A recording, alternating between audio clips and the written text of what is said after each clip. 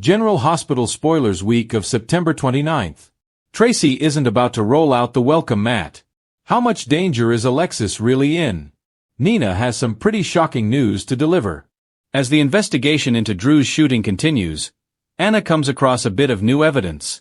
Meanwhile, Michael is going to do everything he can to make sure his alibi is solid. General Hospital Spoilers for Tuesday, September 30th. Sonny's about to make a new connection. Might he be meeting the mysterious newcomer? Carly is brought in for questioning. Ava manages to be at the right place at the right time. Elizabeth and Britt are about to have a bit of a confrontation. Tracy makes a vow that we suspect she'll take extremely seriously. And so should others. General Hospital Spoilers for Wednesday, October 1st. Get ready, because Monica's will is about to be read. And if you think there won't be fireworks, you don't know how the Quartermain clan operates. What's got Drew raging and on the warpath? Britt is about to be thrown for a loop. When Jocelyn comes back to town, will her arrival be peaceful or dramatic? Isaiah seems pretty interested in talking to Portia. But about what? Anna and Chase present a united front as they execute a search warrant. Sonny receives a warning from Sonny. Will the decision Gio makes have an impact on others in his orbit? Britt isn't about to take things easy when instead, she can play hardball. Portia gets the kind of news that can change one's life forever, so she might want to buckle up. General Hospital Spoilers for Friday, October 3rd. What has Willow so upset? Carly has something she wants to talk to Elizabeth about. Curtis has a theory that he's going to share with Portia. Joss takes a meeting with Brennan. Chase makes a revelation. The sterile scent of antiseptic clung to the halls of General Hospital, but on this particular morning, the air also carried tension. Thick, restless, and undeniable. Nurses exchanged hushed whispers near the nurses' station while patients sensed something stirring beyond their hospital rooms. In Port Charles, nothing ever stayed calm for long. Elizabeth Weber set a chart down with trembling hands. Her blue eyes flickered toward the elevators, where she knew Finn was bound to arrive any minute. She couldn't shake the conversation they'd had last night, a confession more than a discussion. He admitted that secrets he'd kept about Gregory's final days might resurface, not by his choice, but by someone determined to use grief as a weapon. "Liz, you okay?" Epiphany's voice echoed in her mind, though it was just a memory. Elizabeth closed her eyes, wishing for that anchor of guidance. Without her, the hospital felt emptier, even with so much chaos buzzing. The elevator doors dinged open. Hamilton Finn stepped out, his expression hard as stone. "We need to talk," he said without hesitation. Before Elizabeth could answer, a voice rang out behind them. "Well, well, haven't the two of you learned by now? Secrets in Port Charles never stay buried." It was Ava Jerome, sauntering through the lobby with her trademark smirk and a gleam in her eyes that promised trouble. Elizabeth stiffened. "Ava, this isn't your business." "Everything in this town is my business," Ava replied smoothly, pausing just long enough to meet Finn's gaze. "And maybe you should think carefully about who knows what, before someone decides to cash in." Finn bristled. Ava had always been dangerous with information, but the timing couldn't have been worse. Across town, Sonny Corinthos adjusted his cufflinks as he stood in the dim light of Pozzolo's back office. Dex stood at his side, loyalty etched across his face but nerves evident in his stance. On Sonny's desk lay a file thick with surveillance photos, names scribbled in the margins, and one word underlined 3 times: betrayal. "You sure about this?" Sonny asked, his voice low and deliberate. Dex nodded. "Positive. Someone close is feeding information. About shipments, about you. We traced it back to someone inside General Hospital." Sonny's jaw clenched. The hospital had always been more than just a building to him. It was where life and death danced daily, where his children had been born, where love and loss collided. If his enemies were planting moles in those walls, it wasn't just business.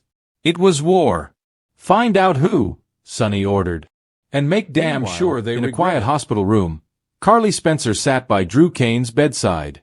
His face was pale but determined as he worked through the aftermath of his latest health scare. Carly clutched his hand, her emotions torn between gratitude and fear. "You scared me," she whispered, her voice breaking. Drew squeezed her fingers weakly. "I'm not going anywhere. Not when there's too much at stake." Carly's eyes darkened. She knew what he meant. The whispers about Valentine Cassadine's latest scheme had grown louder. Valentine's reach was extending beyond ELQ, beyond the Cassadine estate. It was seeping into the very heart of Port Charles. And then there was Anna Devane. At the Metro Court, Anna sipped her coffee, scanning over intelligence reports. Her instincts screamed that something larger was brewing, a plot that stretched past mob rivalries and Cassadine games. Her phone buzzed, a message flashing across the screen. "Meet me.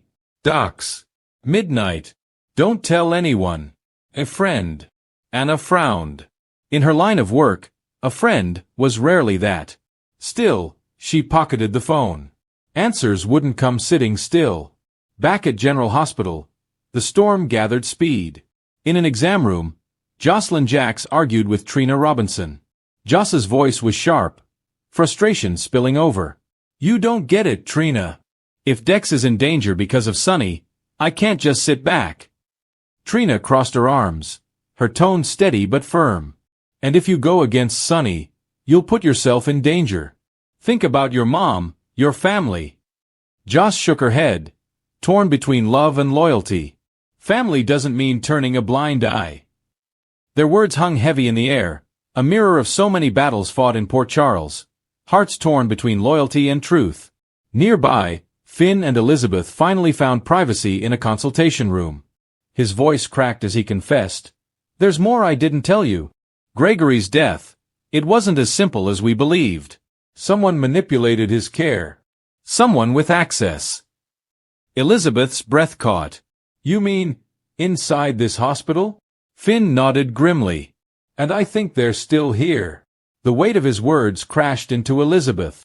For all the years she had walked these halls, saving lives and fighting for hope, she had also seen shadows lurking in corners, secrets that festered until they exploded. As if on cue, the power flickered. Lights dimmed, machines beeped erratically, and then the hospital was swallowed in darkness before backup generators hummed to life.